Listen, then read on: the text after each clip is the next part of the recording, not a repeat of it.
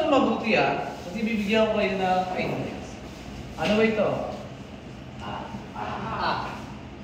Eto.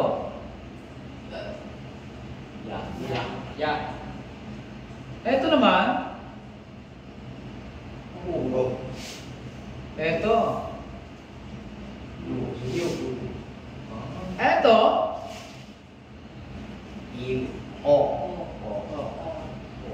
Eto.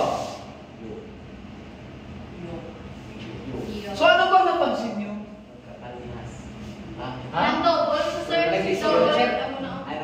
Yan, okay. Every time na magdagdag kayo ng isang guhit, dadagdag kayo ng letra? Yan. So madali nyo siya ma-memorize kasi. Nagiging dalawa yung guhit. Pabalik tayo. Nagiging dalawa yung guhit. U. Ito naman. So, kahit ito lang yung alam mo, 1, 2, 3, 4, 5, 6, yung kasunod, alam mo na. Kasi dumadagdag lang ng guhit. So, yun yung pinakamadaling technique kung paano mo siya ma-memorize yung sound value niya. Diba?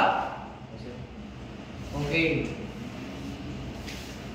So, babasahin natin Okay, ako mauna magbasa.